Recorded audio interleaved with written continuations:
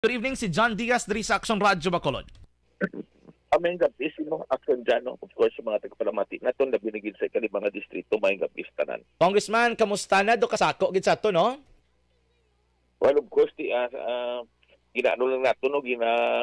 Divide lang nato ng time nato, Monday to Wednesday, ari kita sa Manila sa session, and of course, pagbalik nato, pista time, so medyo sako kita. Gani man. Anyway, importante bukas yung opisina mo sa Isabela para sa tanan bisan na arak kaya sa Congress, ha? Amo nang ako nung ginatingwa nung dapat ang serbisyo nato na 24/7, no.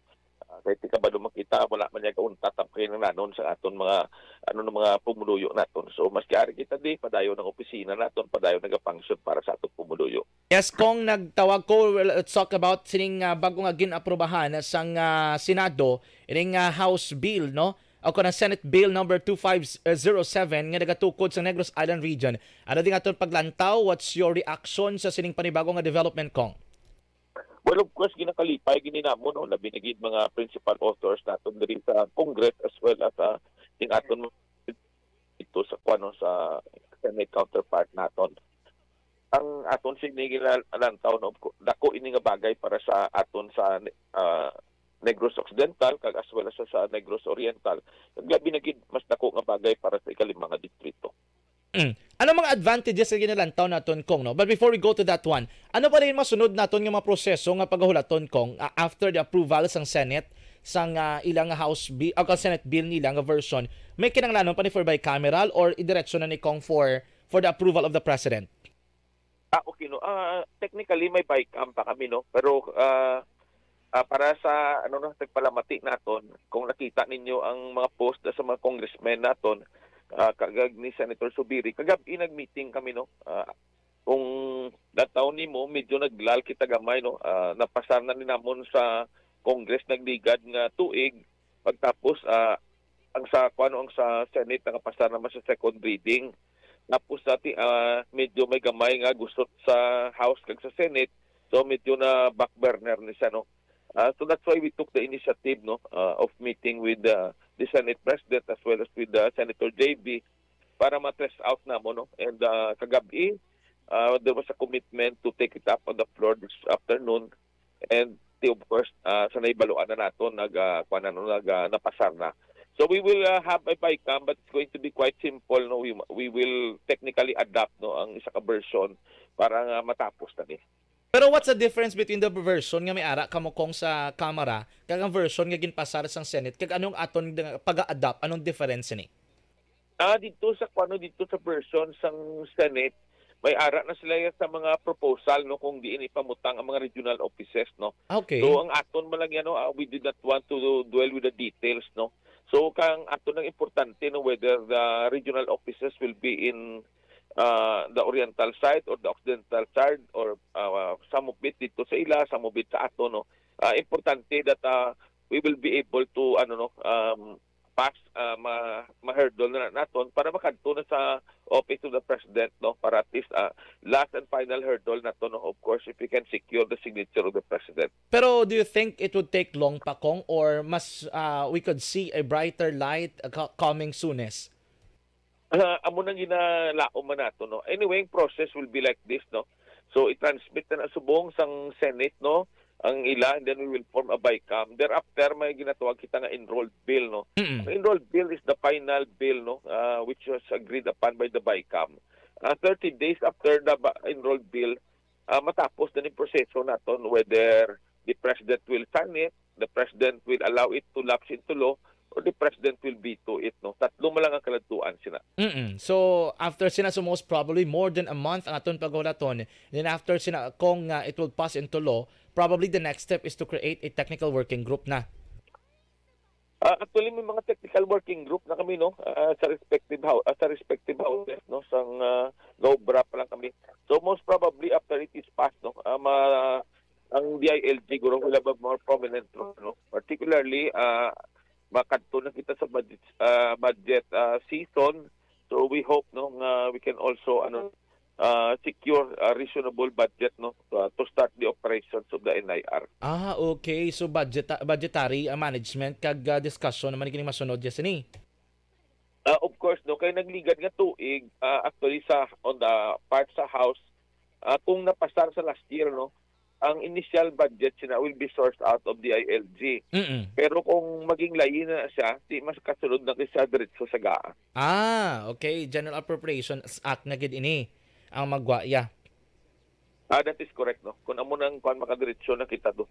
Kung 'di ba wala pa kita nakatapos actually sa midterms ng Marcos administration, anong inyo paglantaw diri no? Una bes nga ado ka medyo nadasigan kita or medyo do nagabal ko do medyo natulugan pa ni sa gamay bangod sang ano ba may diferensya sa duha ka mga houses. Pero eventually na pasarin sa may Senate bill ng approve in third and final reading and then mabaycam na lang kita and we are hoping nga mapasara sa intulo. Anong inalantaw naton? What's the logic or ano nakita nga perspective no siyang mga mamalidha nga nagpasar sa isa ka hagna about NIR?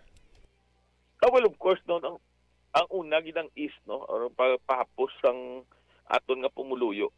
Ikaw, tagahinubaan, ikaw, marin, simple na lang, kwaon ta lang subong ang aton ginaobra na aksyon da, no. Ang sa PRC lang bala, aton sa ng PRC sa distrito naton. Kung ikaw mga maestra magarinyo ikaw, let's say aling ka lang sa Kawayan, halika sa Isabela, makadto ka sa Bacolod, and then sa Bacolod masakay ka sa sa Roro or whatever or sa fast crop, process ka to, hindi ka katapos, matulog ka to, mabalik ka na sa adlaw. Kung aring na lang di mga regional offices naton either sa Bacolod, either sa Kabangkalan, Mabinay, or even sa Dumaguete for that matter, no. Mabas ka to dito, matapos nimo, makasakay ka lang yan sa bus, puli ka na dayon. No, kung ano. So number one is east, no. Number two, we need to develop our borders, no. Kung lang taon mo pareho sa aton sa ikalima nga distrito, ara na ya ang frontier na ang the next frontier, no, kung maara ng NIR, ara na da sa aton kabukira, no. Essentially we aim to develop no ang aton mga gateways or portals to the to the oriental side, and dako na nga bulig no para sa pag-uswag sang aton nga mga interior geographically isolated kag detached barangays practically dra sa sa mga border naton with the oriental side. Okay, that's those are some important details or advantages. Pero kabalo ko mas madamo pag on the economic side, for example, di Blacong? Isa siguro may kita no, may creation sa employment no. Pila ka major national offices no iabrihan naton that will create so may job generation kita, employment. And of course masiling kita no ang ekonomiya has to take off no kay mas may east sa nasidinato masapos na para sa atong pumuluyo. Hosto gina kung galing kay ang mga PRC nga concern ni dira sa 5th district kay taga-ara namdang PRC pero may sa opisina mo eh. Ati okay lang na. Pero amo na pala naton. We have to think of the the totality sang kinanglanon sa atong pumuluyo. Of course kitaya tungod sa aton inisyatibo damo sa bisyon nga ipapos naton para sa regional offices no. Pero ako lang taon nato no mas importante gid nga mapasar nato ng NIR hopefully at a vehicle to accelerate the growth sa Negros Island. Kung wala labot sang conflict between the two houses before no nga medyo na delay, anong ibang mga factors nga nakita nyo challenge along the way in passing this particular bill? Of course siguro isa tinino whether ma-approve nisa sa ulihi no kay we will creating another bureaucracy no. Lataw nimo we will create another pila ka libong empleyado no, so isa mga daan sang trust ng gobyerno daton streamlining no. So amo nga challenge ginalantaw sa subong. Gani imano. Anyway, congratulations on the part sang inyong grupo kong ilbi na sa Visayan Block 4 successfully hurdling ining panibago naton nga hagna. Pero kadtuan ko lang ko ay El Nino subong bo ang pila ka area sa Bimaylan affected gid gasiling sila do medyo ang drought ara gid mabatsagan. Pero how do you see what's the situation in the 5th district based on your monitoring kong?